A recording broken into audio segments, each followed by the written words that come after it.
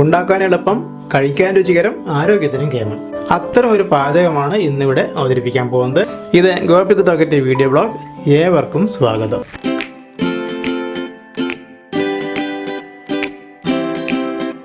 നമ്മളിന്ന് ഉണ്ടാക്കാൻ പോകുന്നത് ഒരു വെള്ളരിക്ക പച്ചടിയാണ്. വെള്ളരിക്ക വളരെ നല്ല സാധനമാണ്, ശരീരത്തിനൊക്കെ ധാരാളം ജലാംശമുണ്ട്. വേനൽക്കാലത്തൊക്കെ വെള്ളരിക്ക വളരെ നല്ലതാണ്. അപ്പോൾ നമ്മൾ ഇത് ഒരു കഷണം വെള്ളരിക്ക എടുത്തിട്ട് വളരെ ചെറുതായിട്ട്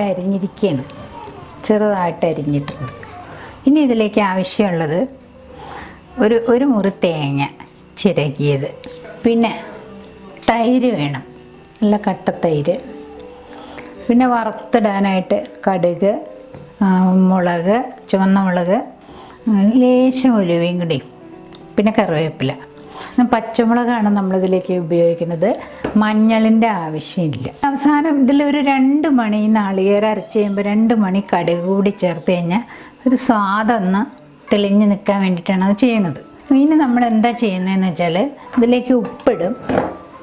സ്പൂൺ ഉപ്പ് മതിയാവും. പിന്നെ ആ തൈര് ഒഴിച്ച് കൊടുത്ത് കഴിയുമ്പോൾ അതിൻ്റെ പുളിക്കും കൂടെ ആനുപാതികമായിട്ടുള്ള ഉപ്പിട്ടു.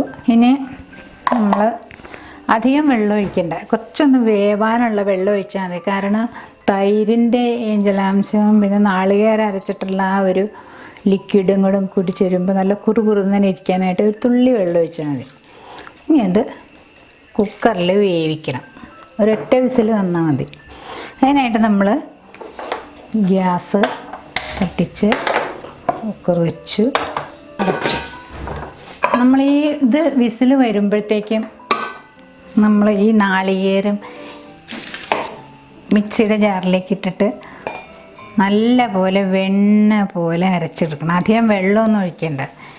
ചില ആൾക്കാർ കാണാം തൈര് തന്നെ ഒഴിച്ചിട്ടാണത് അരച്ചെടുക്കുക.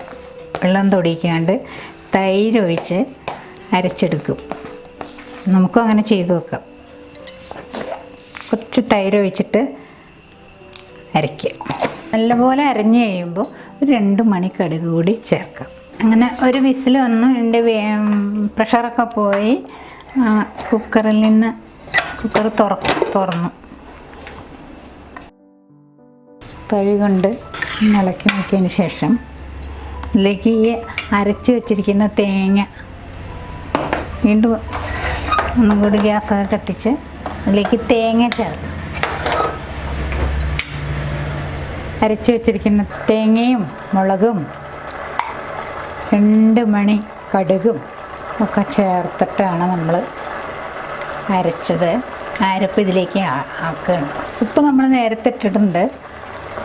അവസാനം പോരാന്നുണ്ടെങ്കിൽ കുറച്ച് ചേർത്തെടുത്താൽ മതി. തേങ്ങ ഏകദേശം തിളച്ച് തുടങ്ങുമ്പോൾ നമുക്ക് ഈ തൈര് കൂടി ചേർക്കാം. ഇപ്പോൾ തേങ്ങ ഒന്ന് ചൂടായി, തിളച്ചോട്ടെ. തിളച്ച് വന്ന് തുടങ്ങി. ആ സമയത്ത് തൈര് ചേർക്കുകയാണ്.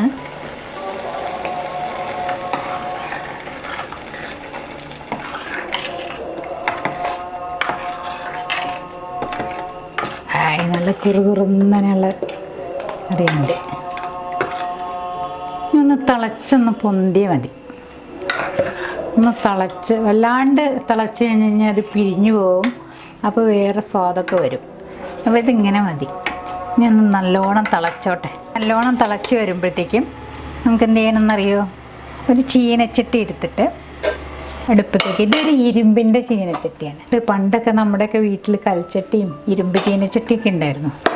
അതുകൊണ്ടൊക്കെ നല്ല ഹെൽത്തിന്, ആരോഗ്യത്തിന് നല്ല ഗുണമുണ്ടായിരുന്നു. അയൺ കണ്ടൻ്റ് ഒക്കെ ഉണ്ടെന്നാണ്. ഇതിൽ ഉപ്പേരിയൊക്കെ ഉണ്ടാക്കി കഴിഞ്ഞാൽ ഒരു കറുത്ത നിറമൊക്കെ ഉണ്ടാവും. വെള്ളമൊക്കെ വറ്റി കഴിയുമ്പോൾ നല്ല വെളിച്ചെണ്ണ ഒഴിക്കണം. നല്ല നാടൻ വെളിച്ചെണ്ണയാണ്, കൊപ്രയാട്ടിയ വെളിച്ചെണ്ണയാണിത്. ഇതാണ് നമ്മൾ ഒഴിക്കുന്നത്. ഇതിലേക്ക് കടുക് കുറച്ച് മതി. ഇതാ കടുക്, 2 മണി ഉലുവ, മുളകും, പിന്നെ പൊട്ടിത്തുടങ്ങുമ്പോൾ കറിവേപ്പില എടുക്കുന്നത്. നമ്മുടെ വീട്ടിലെ കറിവേപ്പിൽ നിന്ന് പൊട്ടിച്ചതാണ്. അതാണിങ്ങനെ ചെറിയ ഇലകൾ. ഇതിൽ വിഷമൊന്നും ചേർക്കാത്തതാണ്. നമ്മുടെ വീടുകളിലേക്ക് ആവശ്യമുള്ള കറിവേപ്പിലയൊക്കെ നമ്മൾ തന്നെ ഉണ്ടാക്കുന്നതായിരിക്കും നന്നാവുക. കഴിയുന്നതും പുറത്തുനിന്ന് വാങ്ങാതെ ഉപയോഗിക്കുക. പുറത്തുനിന്ന് വാങ്ങിക്കഴിഞ്ഞാൽ അത് വിനാഗിരിയിലോ ഉപ്പുവെള്ളത്തിലോ ഒക്കെ ഇട്ട് വെച്ചതിന് ശേഷം മാത്രം ഉപയോഗിക്കുക. ഇനി ഇത് ഓഫ് ചെയ്തു. ഞാൻ പൊട്ടിത്തുടങ്ങിയിട്ടുണ്ട്. കടുക്,